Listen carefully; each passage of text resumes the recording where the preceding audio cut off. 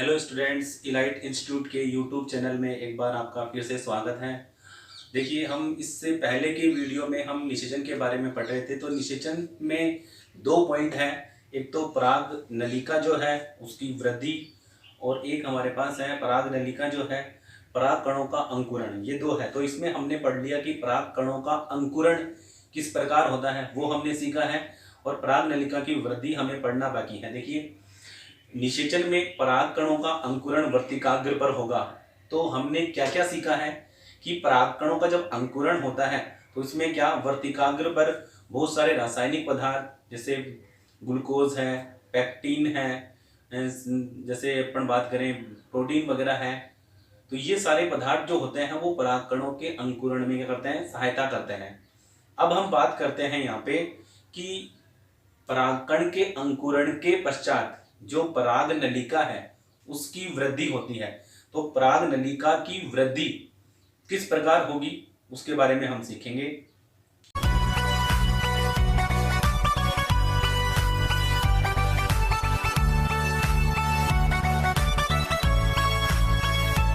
तो देखिए, जैसे हम बात करें यहाँ पे हमारा पॉइंट जो है निषेचन में, देखिए स्टूडेंट्स, निषेचन में हमारा पॉइंट है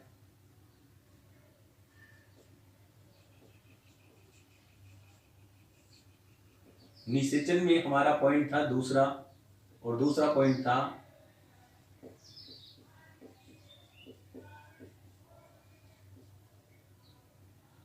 पराग नलिका की पराग नलिका की वृद्धि। पराग नलिका की वृद्धि। अब पराग नलिका की वृद्धि किस प्रकार संपन्न होगी वो हम सीखेंगे। देखिए, पराग नलिका की जो वृद्धि है वो वर्तिका जो होता है, वर्तिका उसकी लंबाई और उसकी आंतरिक संरचना पर निर्भर करती है। इंपॉर्टेंट, देखो मैंने बताया कि हम पढ़ रहे हैं यहाँ पे पराग नलिका की वृद्धि। तो पराग नलिका की जो वृद्धि है वो वर्तिका की आंतरिक संरचना और उसकी लंबाई पर निर्भर करती है। अब देखिए, जैसे हम बात करें कि अधिकतर प्लांट जो होते हैं उनमें पराग नलिका जो है वो जैसे बीजांड की ओर वृद्धि करेगी। तो देखिए, जो वर्तिका है वो अंदर से खोखली होती है, और अंदर से खोखली होगी तो उसके अंदर क्या पाया जाएगा, देखिए उसके अंदर श्लेष्मा भरा हुआ होता है। जो श्लेष्मा होती है वो पराग नलिका की वृद्धि के अंदर क्या करती है, उसको प्रेरित करती है। ये तो थी बात हमारे पास इसके बारे में। नेक्स्ट हम बात करते हैं यहाँ पे कि दूसरी बात होती है कि कुछ पौधे ऐसे होते हैं, जैसे हम बात करें कि कुछ पौधे ऐसे हैं जिनकी वर्तिका अंदर से क्या होती है, ठोस होती है। तो उन वर्तिका की कोशिकाओं के द्वारा पैक्टिनेज नामक एंजाइम है वो स्रावित किया जाता है। ये पैक्टिनेज नामक एंजाइम वर्तिका जो है उनको क्या कर देता है, गला देता है, जिससे पराग नलिका के लिए आसानी से उसके अंदर मार्ग बन जाता है।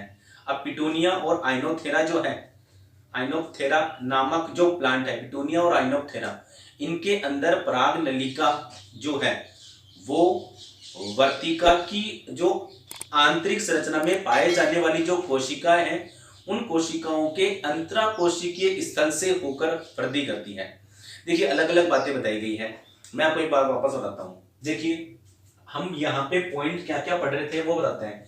निषेचन हमारा पॉइंट था और हमने एक स्ट्रक्चर, देखो क्या क्या सीखा है। देखिए, मैं एक डायग्राम से बताता हूँ पहले आपको।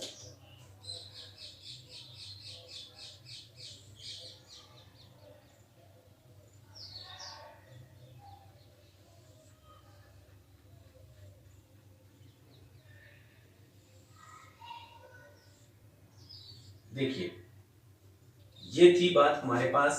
जैसे ये हम क्या करेंगे, एक अंडक को परागकण जो है, परागकण है वो यहाँ पर आके अंकुरित होंगे। देखिए, हमने क्या सीखा है, परागकणों का अंकुरण। कुछ परागकण ऐसे होते हैं जिनसे एक पराग नलिका जो है वो निकलती है, एक पराग नलिका निकल रही है। और कुछ परागकण ऐसे हैं जिनसे एक परागकण से एक से अधिक पराग नलिकाएं निकलती हैं। जैसे कुकुरबिटेसी कुल का प्लांट है, उनके अंदर, मालवेसी कुल के अंदर। तो ये हमने सीखा है। अब देखो हम क्या पढ़ रहे हैं। देखिए, आपको बताते हैं। जैसे हम बात करें कि यहाँ पर हमारे पास एक स्ट्रक्चर पाई जाएगी और उस स्ट्रक्चर को नाम दिया जाएगा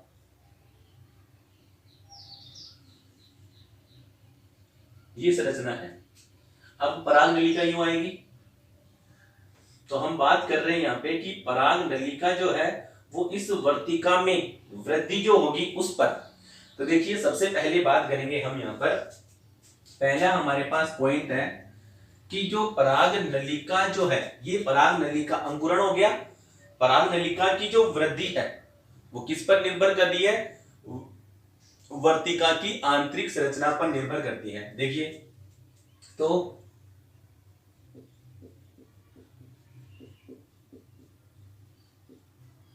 पराग नलिका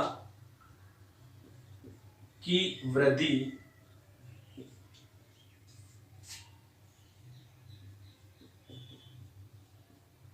वर्तिका की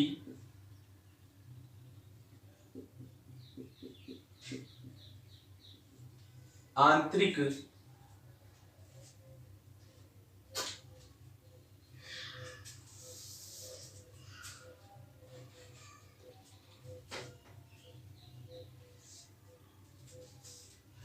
वर्तिका की आंतरिक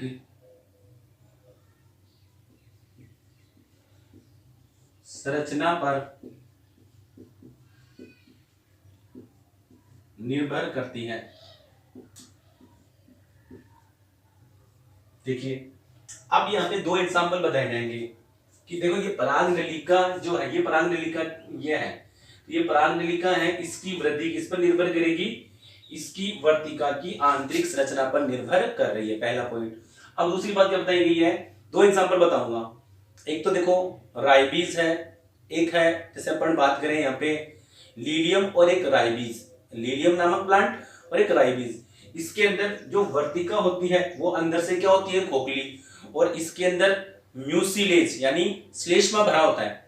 क्या काम करेगा, पराग नलिका की वृद्धि में क्या करता है, उसको प्रेरित करेगा। तो देखिए हमारे पास नेक्स्ट हमारे पास पॉइंट जो आएगा वो ये है, एक तो दो है, एक तो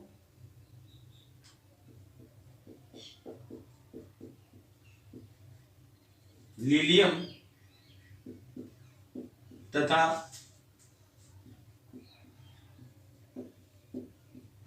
राइबीज नामक पादप में वर्तिका खोखली होती है, जिसमें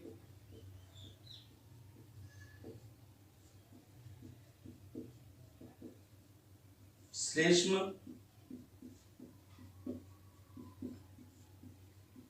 बना होता है। लीलियम तथा राइबीज नामक पादप में वर्तिका खोखली होती है और जिसमें क्या भरा होता है, श्लेष्म या श्लेष्मा भरा होता है। अब ये जो श्लेष्मा भरा हुआ है, जो पराग नलिका की वृद्धि को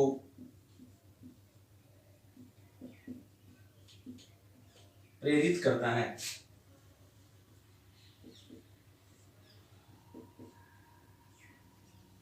ये सी बात हमारे पास फर्स्ट। अब क्या होता है कि कुछ पादप की वर्तिका, कुछ पादपों की जो वर्तिका है वो अंदर से क्या होती है, ठोस होती है, बंद होती है, ठोस है। तो उनके वर्तिका की कोशिकाओं के द्वारा पैक्टिनेज एंजाइम है वो इसकी कोशिकाओं को क्या कर देगा, गला देगा, जिससे ये क्या हो जाएगी कि पराग नलिका के लिए इसके अंदर क्या बन जाएगा, एक मार्ग बन जाएगा। तो देखिए नेक्स्ट अपन बात करेंगे, इसको मैं मिटा देता हूं।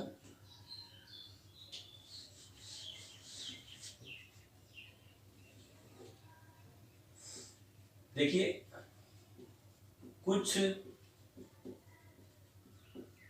पादपों की वर्तिका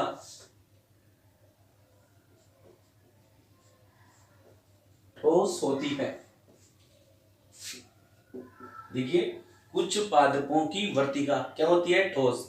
तो फिर क्या, कोशिकाओं के द्वारा पैक्टिनेज,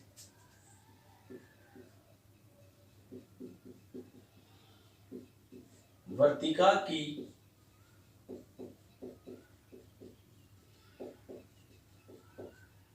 कोशिकाओं द्वारा कौन सा एंजाइम? Pectinase enzyme.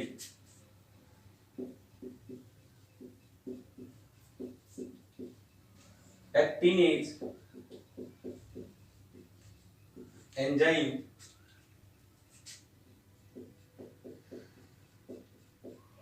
स्रावित किया जाता है जो पेक्टिनेज एंजाइम स्रावित किया जाएगा जो वर्तिका की कोशिकाओं को क्या कर देगा? गला देगा, और जिससे उसके अंदर क्या बन जाता है? मार्ग बन जाता है।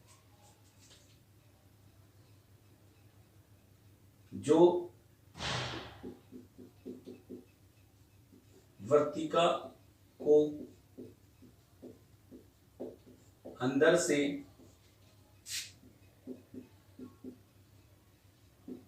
गलाकर पराग नलिका के लिए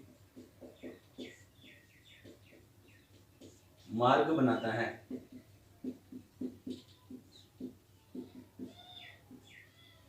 ये थी बात हमारे पास इसके बारे में। अब देखो मैंने बताया एक तो पिटूनिया और एक आइनोप्टेरा। जो पिटूनिया और आइनोप्टेरा जो प्लांट है, इनके अंदर वर्तिका जो होती है उसकी अंतरा यानी जो पराग नलिका है, उनके पराग नलिका कैसे वृद्धि करेगी कि इन प्लांट की वर्तिका की कोशिकाओं में अंतरा कोशिकीय अवकाश पाया जाएगा। तो अंतरा कोशिकीय अवकाश पाया जाएगा, वहां से पराग नलिका क्या होती है? वृद्धि करती है। देखिए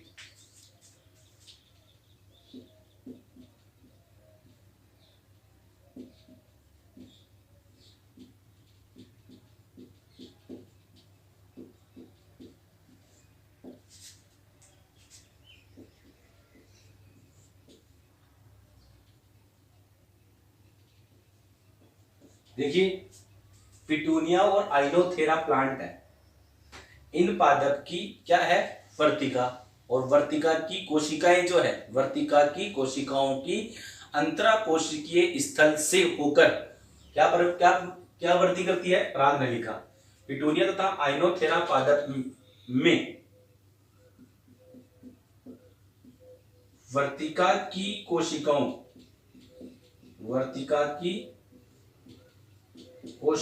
के मध्य उपस्थित अंतराकोशिकीय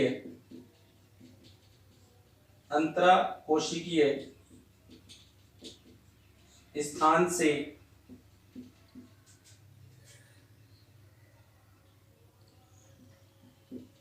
पराग नलिका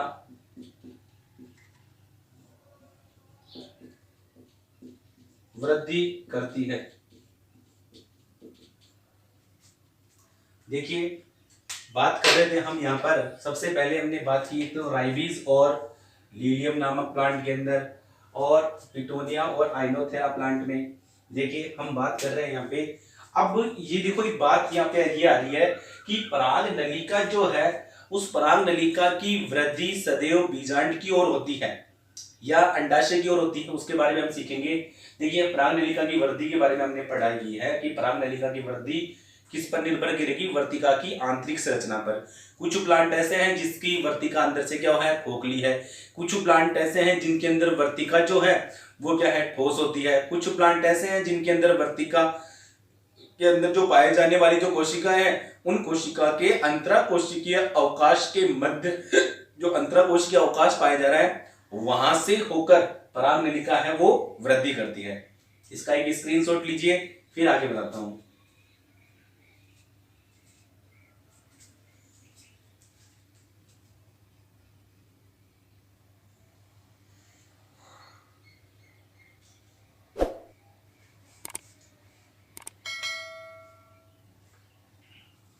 ओके स्टूडेंट्स, देखिए अब बात करेंगे हम यहाँ पे। देखिए हम बात कर रहे हैं यहाँ पे पराग नलिका की वृद्धि। पराग नलिका की वृद्धि किधर होगी? बीजांड की ओर। वापस से डायग्राम से बताता हूं मैं आपको। देखिए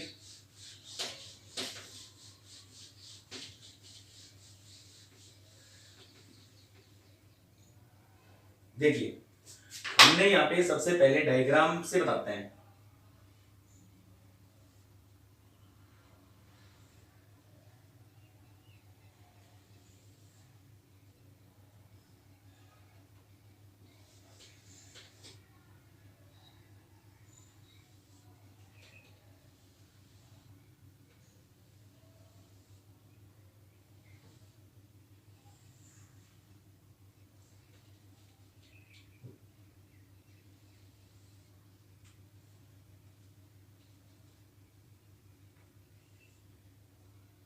देखिए हम बात कर लेते हैं एक बार यहाँ पे।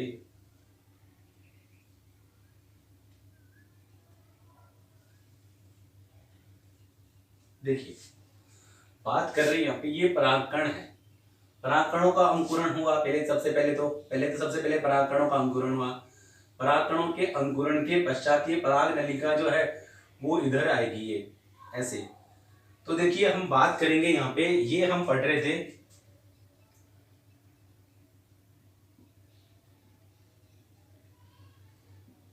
देखिए पराग नलिका की वृद्धि। अब देखिए इंपॉर्टेंट बात यह है कि पराग नलिका सदैव बीजांड या अंडाशय की ओर ही वृद्धि क्यों करती है, उसके बारे में बात करते हैं हम। इंपॉर्टेंट है ये, देखो इंपॉर्टेंट बात यहाँ पर यह है कि पराग नलिका सदैव अंडाशय की ओर या बीजांड की ओर ही वृद्धि करती है। ऐसा क्यों है? क्योंकि एक तो देखो वर्तिका, अंडाशय और बीजांड, वर्तिका, अंडाशय और बीजांड के द्वारा कुछ रासायनिक पदार्थ का स्राव किया जाता है। इसीलिए पराग नलिका की वृद्धि और गति सदैव किधर होती है? बीजांड की ओर होती है। इस प्रकार पराग नलिका की जो वृद्धि है वो एक दिशीय और रासायनिक पदार्थ के कारण हो रही है। एक दिशीय हो रही है एक दिशा में, और किसके कारण हो रही है? रासायनिक पदार्थ के कारण। तो एक दिशीय वृद्धि है और कैसी है? रासायनिक पदार्थ के कारण हो रही है, इसलिए उसको क्या नाम दिया गया है? रसायन अनुवर्तन। तो देखिए ऐसे पूछ लेता है कि एक दिशीय रसायन अनुवर्तन का एक उदाहरण दीजिए। तो एक दिशीय तो क्या है? एक दिशा में। रसायन अनुवर्तन यानी रासायनिक पदार्थ के कारण पराग नलिका जो है किधर वृद्धि कर रही है? बीजांड की ओर। तो इंपॉर्टेंट बात यह है, देखिए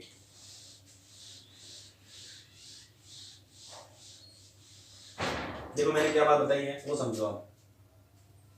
जैसे ये ऐसे आएगी,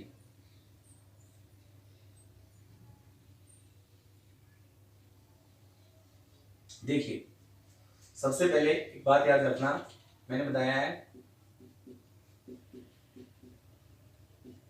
पराग नलिका सदैव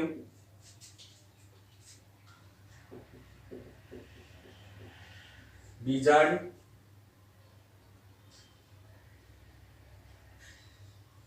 की ओर, बीजांड की ओर एक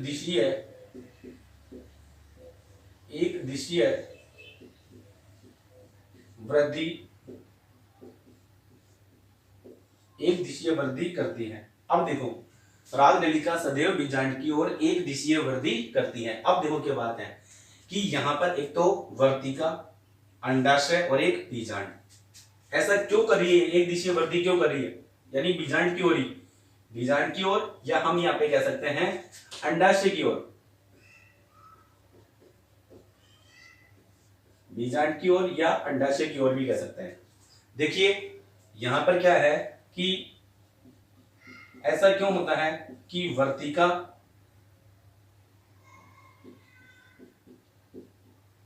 अंडाशय तथा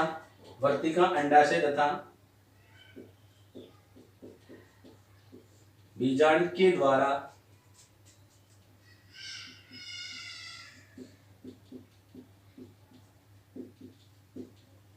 रासायनिक कारक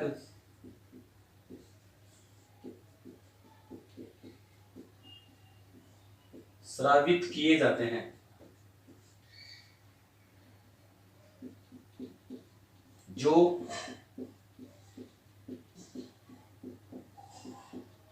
पराग नलिका की एक दिशीय तथा रसायन अनुवर्तन के लिए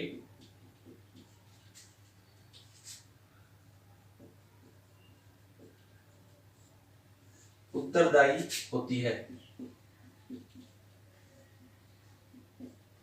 देखिए, बात करेंगे हम यहाँ पर कि पराग नलिका सदैव बीजांड की ओर वृद्धि करेगी।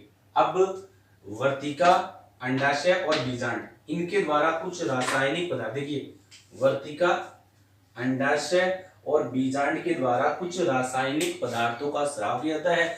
इसलिए पराग नलिका सदैव किधर वृद्धि करेगी?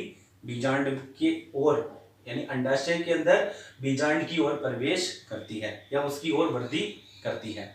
तो ये थी बात हमारे पास निषेचन के अंदर। दो पॉइंट थे।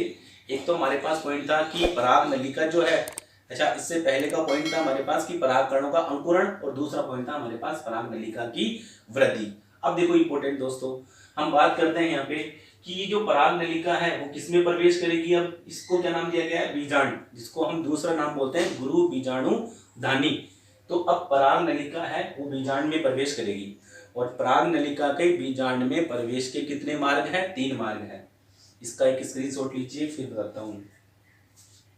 इसका स्क्रीनशॉट लीजिए एक।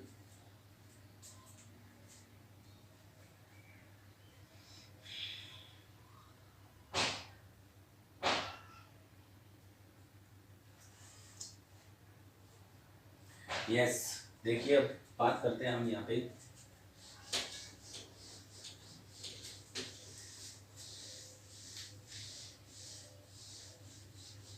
देखिए स्टूडेंट्स, हम बात करेंगे यहाँ पे कि पराग नलिका जो है, इस पराग नलिका का बीजांड में प्रवेश।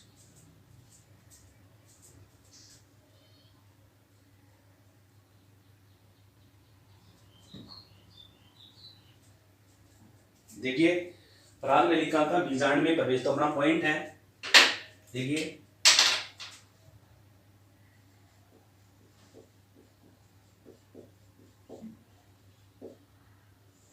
पराग नलिका का बीजांड में प्रवेश, पराग नलिका का बीजांड में प्रवेश, ये पॉइंट है हमारे पास। तो पराग नलिका का बीजांड में प्रवेश है वो कितनी प्रकार से होता है? 3 प्रकार से। देखिए पराग नलिका का बीजांड में प्रवेश 3 प्रकार से होता है। देखिए पराग नलिका का बीजांड प्रवेश 3 प्रकार से है। सबसे पहले बीजांड द्वारीय प्रवेश, दूसरा हमारे पास होता है निभागीय प्रवेश, और तीसरा हमारे पास होता है अध्यावरणीय प्रवेश। देखिए जैसे हम बात करें, सबसे पहले मैं एक डायग्राम बनाऊंगा, उस डायग्राम से समझिए। देखिए पहला पॉइंट हमारे पास पराग नलिका का फर्स्ट पॉइंट है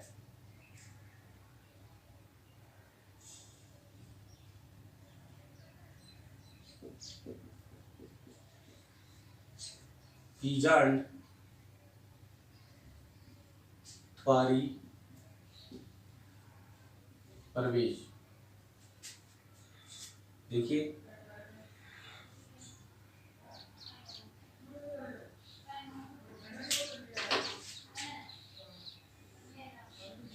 देखिए बीजांड द्वारी प्रवेश, तो बीजांड द्वारी प्रवेश क्या होगा उसके बारे में समझेंगे हम। देखिए सबसे पहले हम डायग्राम बताता हूं मैं आपको।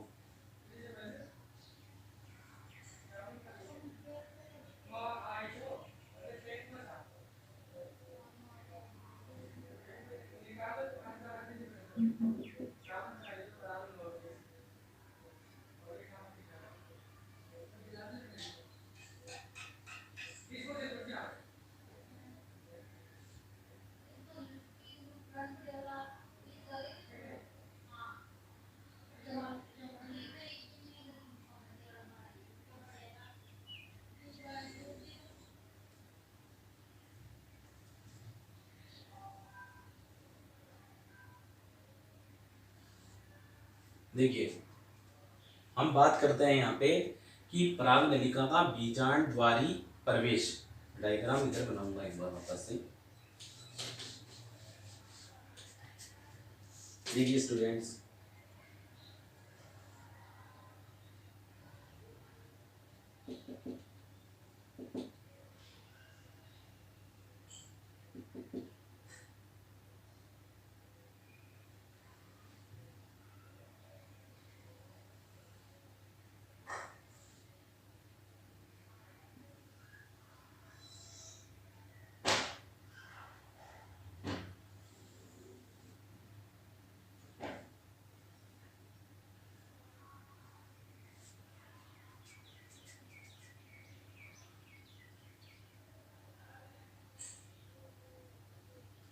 देखिए पराग नलिका यूं आएगी,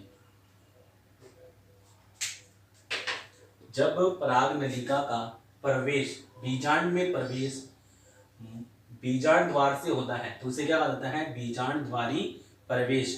जब पराग नलिका का बीजांड में प्रवेश बीजांड द्वारीय भाग से होता है तो इसे क्या नाम दिया जाता है, बीजांड द्वारी प्रवेश। अधिकतर देखो जैसे हम बात करेंगे यहाँ से हमारे पास ये पराग नलिका यूं आ रही है और ये पराग नलिका ये आ गई, ये इसके पास से आई यूं,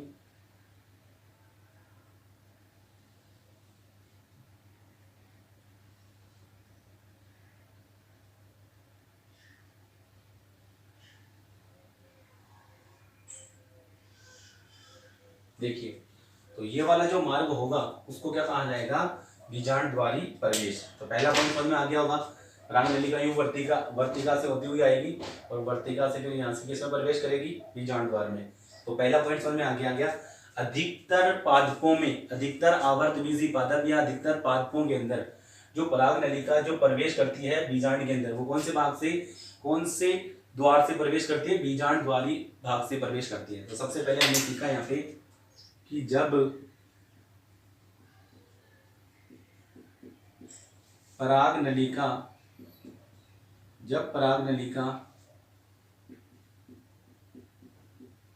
बीजांड में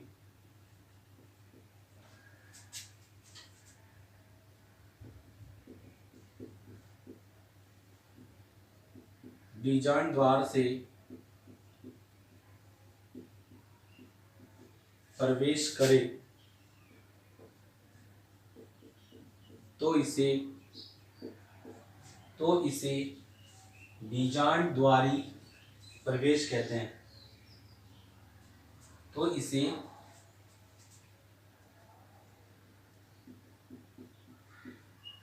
बीजांड द्वारी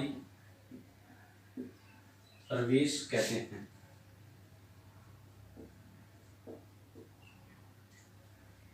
अधिकतर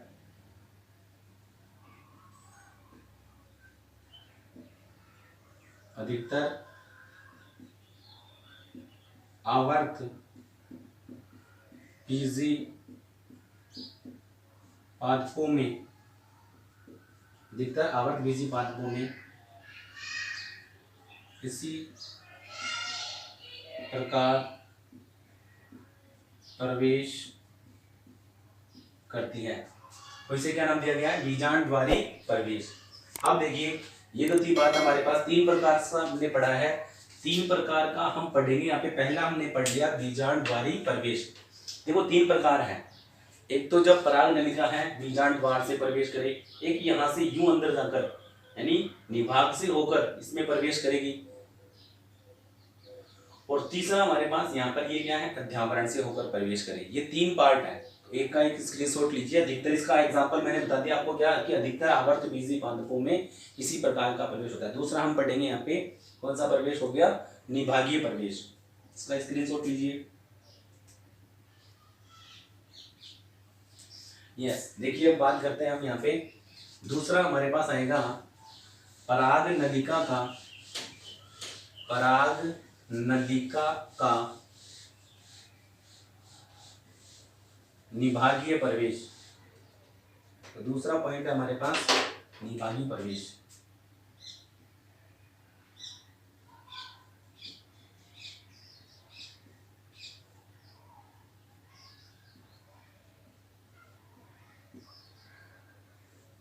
पराग नलिका का निभागीय प्रवेश, देखिए नाम से पता चल रहा है कि निभाग से होकर प्रवेश करेगी।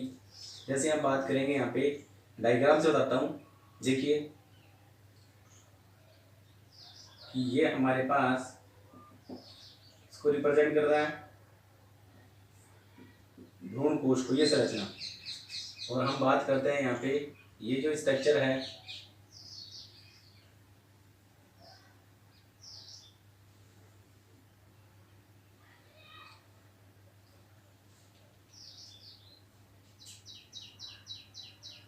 देखिए, तो ये थी बात हमारे पास। अब जो पराग नलिका है वो ऐसे आ रही है,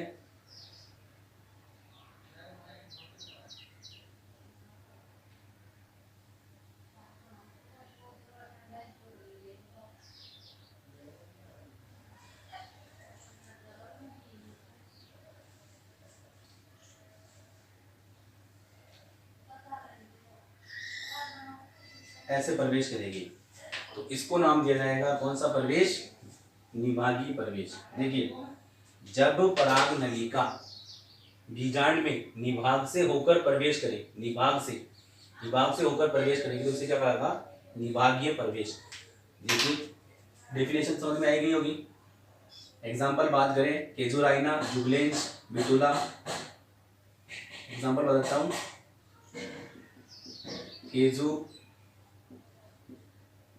केजुराइना,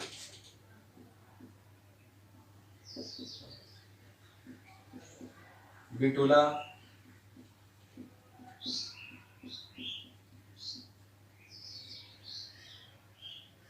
जुगलेंस, ये सारा किसका प्रवेश है? कि इसमें इन पादपों के अंदर जो पराग नलिका है वो बीजांड में किस कौन से भाग से प्रवेश करेगी? इस वाले भाग से। उस भाग को क्या नाम दिया गया है? निभाग। यहां से प्रवेश करेगी, तो निभागीय प्रवेश हो गया। तीसरा हम बात करें कि पराग नलिका जो है वो अध्यावरणीय भाग से प्रवेश करेगी, तो हम बात करते हैं यहाँ पे तीसरा। इसका एक स्क्रीनशॉट ले लीजिए।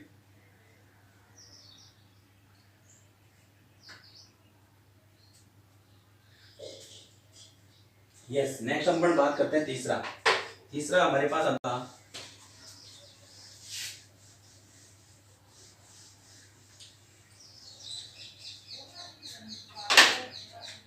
तीसरा पराग नलिका का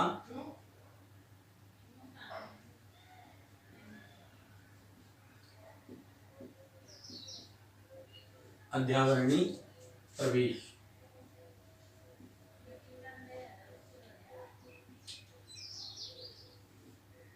अध्यावरणीय प्रवेश, देखिए जैसे हम बात करते हैं यहाँ पे, डायग्राम में बता देता हूँ।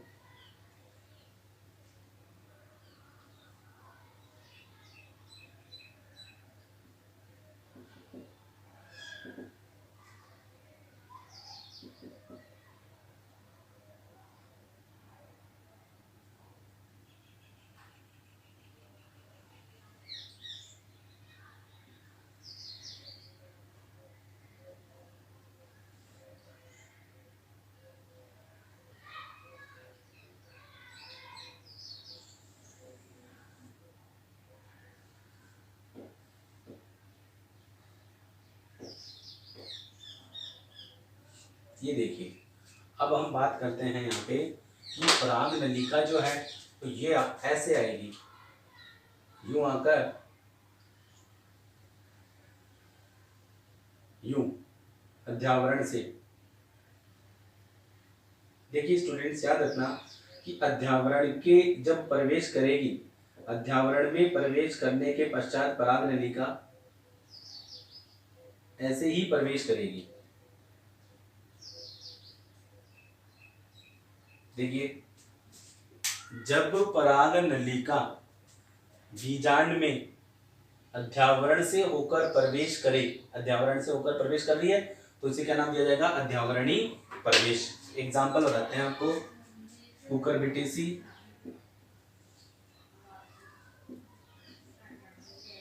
कुकुरबिटा और पोपुलस। ये थी बात हमारे पास एक तरीके से अध्यावरणीय प्रवेश। तो ये थी, हमने यहाँ पे पढ़ा कि पराग नलिका है वो बीजांड में प्रवेश कर गई। अब देखिए, ये जो स्ट्रक्चर है, पराग नलिका यहाँ तक पहुंच गई, अब पराग नलिका इसमें प्रवेश करेगी। इसको हम बोलते हैं मादा युग्मकोद्भिद, या इसको नाम दिया गया है भ्रूण कोश। तो पराग नलिका है वो भ्रूण कोश में प्रवेश करेगी। अब पराग नलिका का भ्रूण कोश में प्रवेश भी 3 प्रकार से होता है, तो हम बात करेंगे यहाँ पे। नेक्स्ट जो पॉइंट है इसका एक स्क्रीनशॉट लीजिए, फिर बात करते हैं हम यहाँ पे। नेक्स्ट पॉइंट, पराग नलिका का भ्रूण कोश में प्रवेश। नेक्स्ट पॉइंट,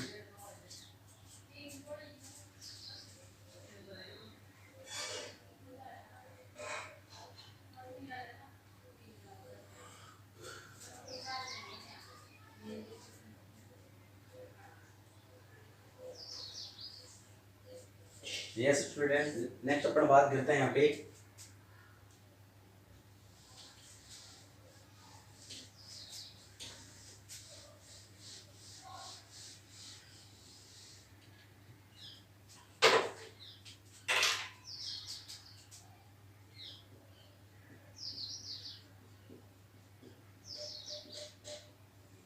नेक्स्ट पॉइंट है पराग नलिका का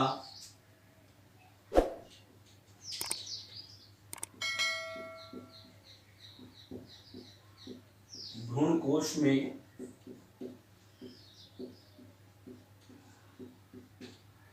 प्रवेश। देखिए इंपॉर्टेंट बात है यहाँ पे कि पराग नलिका जो है वो भ्रूणकोश में जब प्रवेश करेगी, पराग नलिका जब भ्रूणकोश में प्रवेश करेगी, पराग नलिका जब भ्रूणकोश में प्रवेश करेगी, भ्रूणकोश में जब प्रवेश करेगी तो क्या होगा। देखिए इंपॉर्टेंट पहली बात तो कि पराग नलिका का भ्रूणकोश में प्रवेश सदैव बीजांडद्वारीय भाग से होता है। अब बीजांडद्वार भाग से होगा, ये भ्रूणकोश में कैसे प्रवेश करेगी, इसके तीन पार्ट हैं, तीन तरीके से प्रवेश करेगी। तो सबसे पहले एक बात तो समझ में आ गई होगी। देखो पहला पॉइंट है कि पराग नलिका का भ्रूणकोश में प्रवेश सदैव बीजांडद्वारीय सिरे से होता है, पहली बात तो। अब यहाँ पे कि भ्रूणकोश में प्रवेश तीन तरीके से होता है। पहला कि एक तो हमारे पास क्या है, एक तो अंड कोशिका और एक सहायक कोशिका के मध्य से, अंड कोशिका और एक सहायक कोशिका के मध्य से। दूसरा एक सहायक कोशिका और एक जैसे भ्रूणकोश की भित्ति में से, और एक है सहायक कोशिका को भेदते हुए। तो ये तीन तरीके से है। बात करते हैं हम यहाँ पे, फर्स्ट है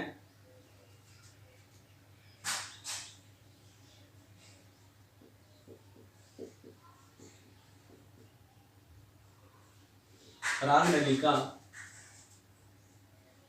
का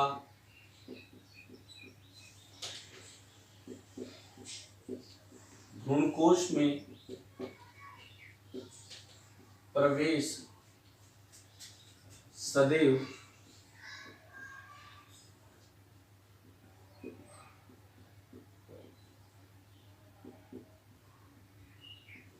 बीजांडद्वारीय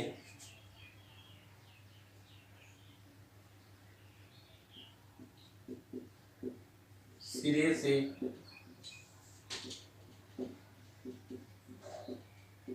बीजांडद्वारीय सिरे से होता है। अब ये जो भ्रूणकोश में प्रवेश होगा वो तीन प्रकार से होगा। पराग नलिका का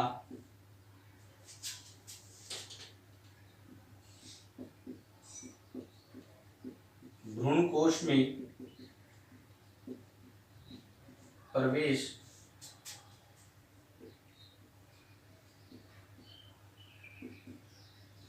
तीन प्रकार से होता है। फर्स्ट है एक सहायक कोशिका तथा एक अंड कोशिका के मध्य से। एक सहायक कोशिका व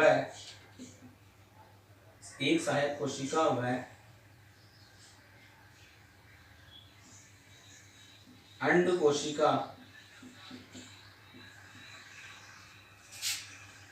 के मध्य से। दूसरा जो है वो दूसरा जो हमारे पास देखो, एक सहायक कोशिका व अंड कोशिका के मध्य से, जैसे हम बात करेंगे कि ये हमारे पास डायग्राम बताते हैं कि ये हमारे पास बड़ा सा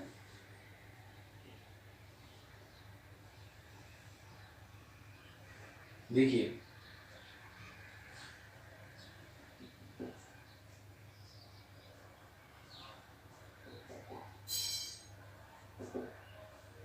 तो ये पराग नलिका यूं आ रही है, पराग नलिका जो है वो ऐसे प्रवेश कर रही है,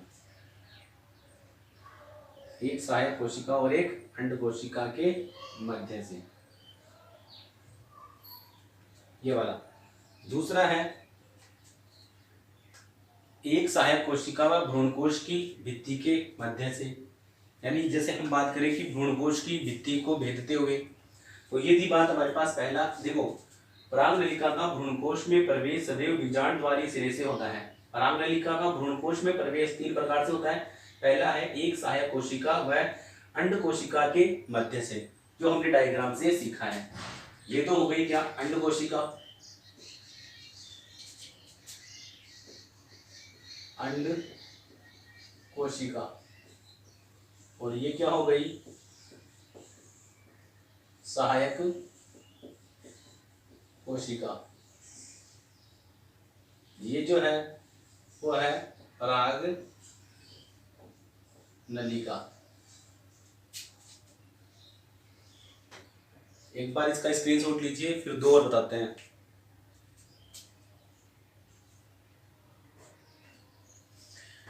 हम बात करते हैं यहाँ पे दूसरा जो है, इसका एक स्क्रीनशॉट लीजिए। दूसरा हम पढ़ेंगे यहाँ पे, दूसरा जो पॉइंट है,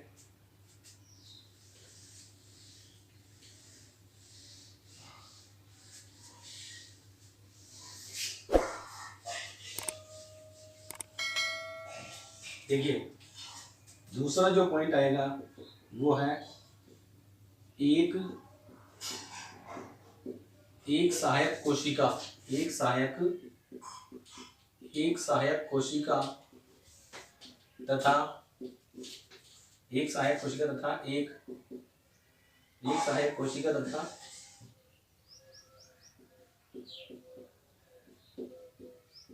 भ्रूण कोश की भित्ति से। इसका डायग्राम देखिए। जैसे हम बात करें, ये हमारे पास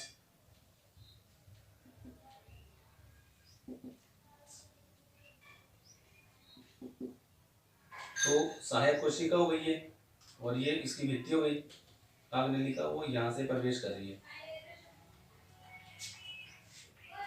ठीक है, तो ये हमारे पास दूसरा पॉइंट। थर्ड पॉइंट है कि सहायक कोशिका को भेदते हुए एक सहायक कोशिका को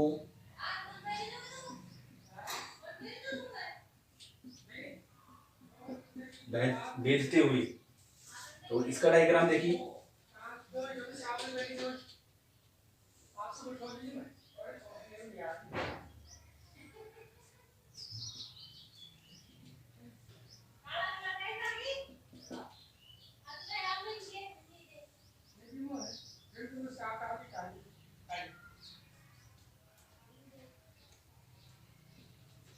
इसको भेदते हुए प्रवेश करेगी। तो तीन प्रकार से हो गया। देखिए कि पराग नलिका जो है वो भ्रूणकोश में तीन तरीके से प्रवेश करती है। पराग नलिका भ्रूणकोश में तीन तरीके से प्रवेश करती है। पहली बात और कि भ्रूणकोश में तो हमेशा बीजांडद्वारी भाग से ही प्रवेश करेगी। अब देखिए कि भ्रूणकोश में तीन तरीके से प्रवेश हो रहा है। पहला है कि एक सहायक कोशिका और एक अंड कोशिका के मध्य से, पहला। दूसरा है एक सहायक कोशिका और एक भ्रूणकोश की भित्ति से होकर, और तीसरा हमारे पास एक सहायक कोशिका को भेदते हुए। तो ये थी बात हमारे पास पराग नलिका का भ्रूणकोश में प्रवेश। अब पराग नलिका का भ्रूणकोश में प्रवेश हो गया, उसके बाद में भ्रूणकोश का प्रवेश किस प्रकार से होगा वो हम नेक्स्ट वीडियो में बात करेंगे। देखिए स्टूडेंट्स, जितना भी हमारा आपको ये जो वीडियो है आपको पसंद आ रहे हैं, तो इसको आप ज़्यादा से ज़्यादा शेयर करने की कोशिश कीजिए। अपने फ्रेंड्स के साथ शेयर कीजिए, लाइक कीजिए और सब्सक्राइब कीजिए। Thank you.